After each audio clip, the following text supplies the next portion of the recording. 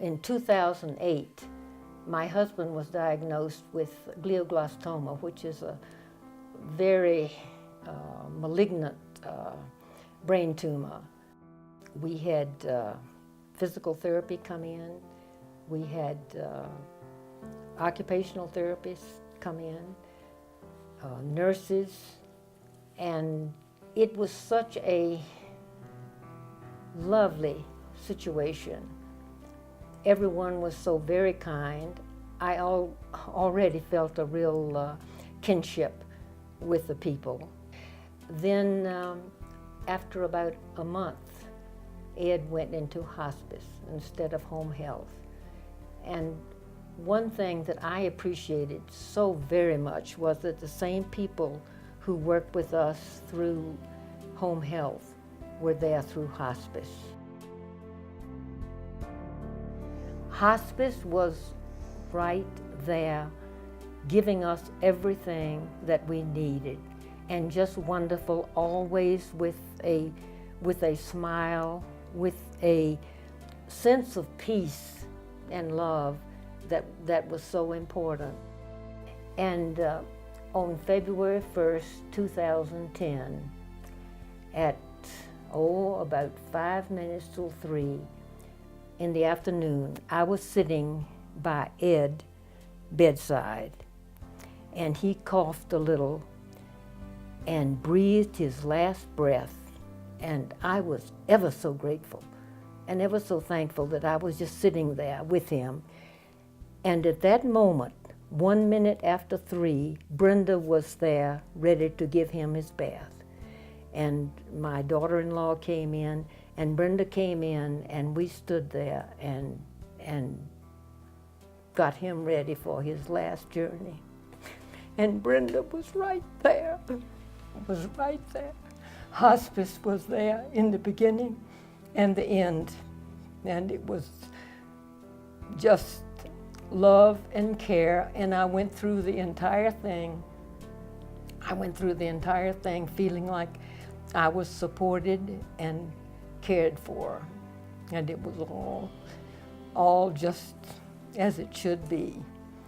Sad, immeasurably sad, but given with a much love and care, and it made things so much easier for me.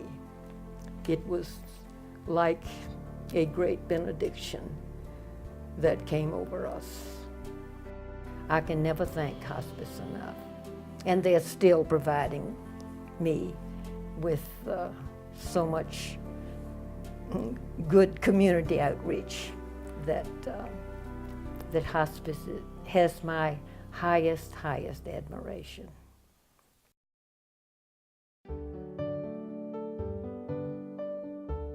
During that time, one of the very special things for me was having a volunteer come in and do whatever it was that I wanted them to do. And I immediately said, oh, I will take reading, because my eyesight had deteriorated. I have macular degeneration, and I needed a reader. Ed had read to me, and I missed that tremendously. So Liz Yatteau came into my life. I started as respite. That's what I primarily do as a volunteer for Mount Evans. And you wanted reading, and so I started out reading. And we progressed from respite into bereavement, and we transitioned from that. And we always used reading and discussion of our reading to do that. Liz continues now to come and read to me after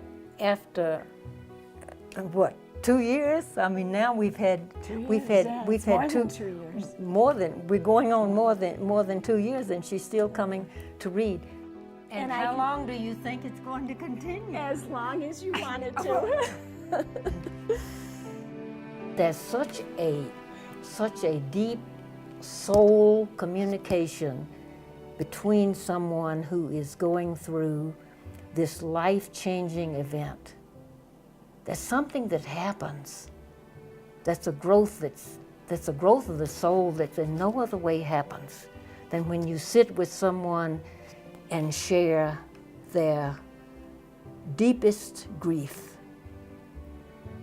And that's part of the living and the grieving. That's right. Like the joy and the sorrow are not separate. That's They right. are part of the warp and woof of life. That's right. Of life. That's right. Yeah. And you help me as much as I help you. And isn't that the joy of it? Yes. That's yes, the joy of yes, it. It is. That's the joy of it.